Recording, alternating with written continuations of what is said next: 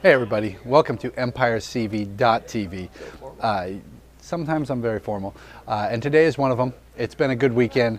It's going to be a great week. We just had SatCon where we debuted Trixie Dynamite, the new book put out through Empire's Comics Vault Press, ECV Press, and the new Trixie book is all ages, sci-fi comedy set in a post-apocalyptic future of Sacramento, Sacramentropolis, 100 years. 3 short stories by 3 different creative teams. I created and wrote all of them. Really fun. We've been getting a lot of good reviews back.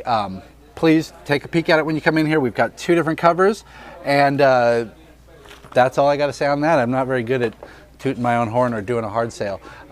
So let's move on to the regular books that is much easier for me. Thanos Rising, number 3 comes out. You know, if you haven't read 2 by now, close your ears for about 30 seconds. So we left 2 off with Thanos having brutally murdered his mother. But in his own defense, she had it coming because she tried to do the same thing to him right after he came out of the womb. We've been following Thanos. We watched from the moment of his birth, growing up through school. There's a mysterious young girl. I don't want to tell you who we all think it is, just in case you haven't figured it out yet.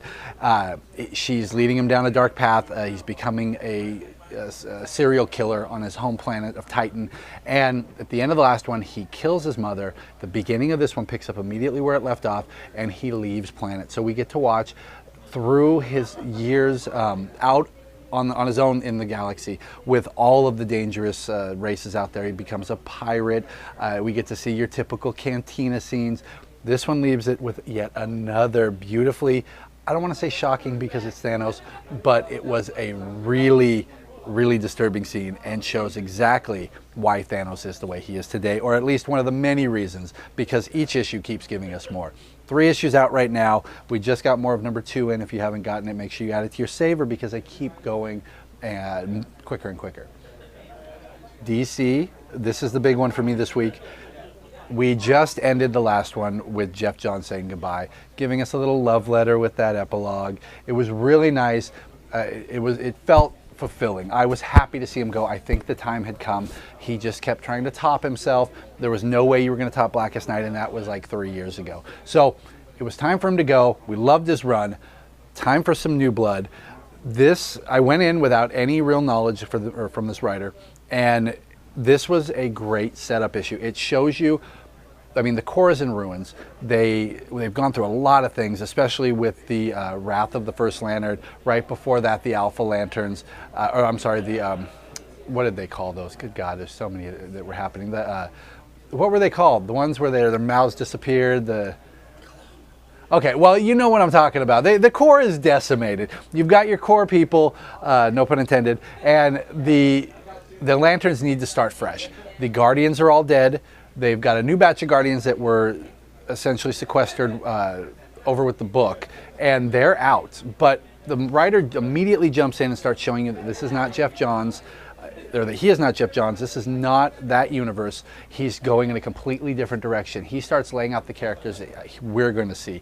He starts showing us the approach, or the things he's going to approach with the relationship between Hal and Carol, the rebuilding of the Corps. Larfleeze makes an appearance in this. It was a good start.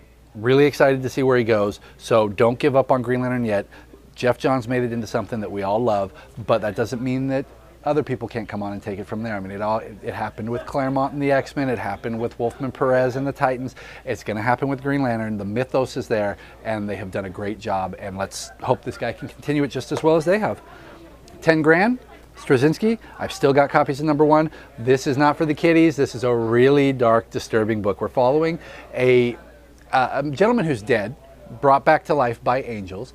He was a mob hitman who bit off a little more than he could chew, ended up dying at the hands of an occultist, essentially, and was given the opportunity to come back, serve the angels in the war against heaven and hell, but when he dies righteously again, he gets to spend 5 minutes in heaven with his wife. So he's doing their bidding. He is their servant, and we're watching as it's a new take on it, because usually heaven just gives, but this time they're giving and taking. Straczynski is great. There's some really touching moments in here. It's really, the end of the first one was a great ending, but there's a couple moments in here that really tear you up. So good H.P. Lovecraft style stuff. You've got Steve Niles, I'm sorry, not Steve Niles. You've got Ben Templesmith, the other half of 30 Days a Night, doing the artwork. Really good, Really great book. Only 2 issues in so far. All right, we got Astro City. I don't think much need to be said about this.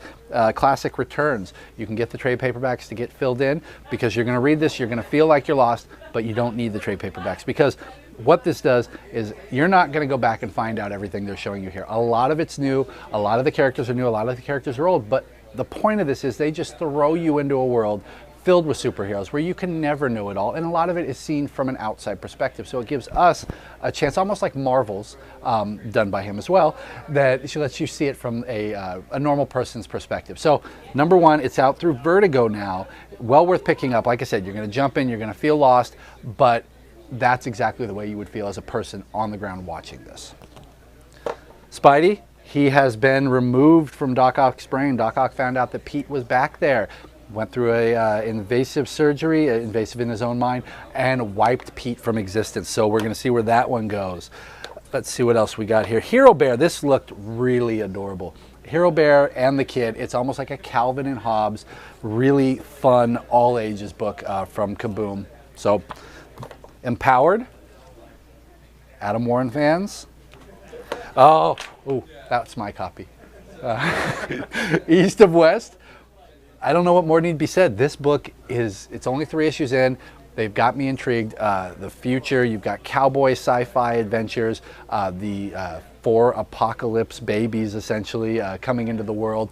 It is really interesting, and you guys should be picking this up if you are not. If you're reading Saga, if you like Hickman at all from his Avengers, his New Avengers, his Transhuman, his Pax Romana Nightly News, Red Wing, all of these great books, give it a shot. Oh, his Fantastic Four run that just ended, of course. East of West, well worth it. This is one of my favorites, and you guys will not be disappointed. Let's see. X Factor. The end of X Factor, it says on it. All new X-Men. The Uncanny Avengers showed up at the end of the last one to take on the X-Men.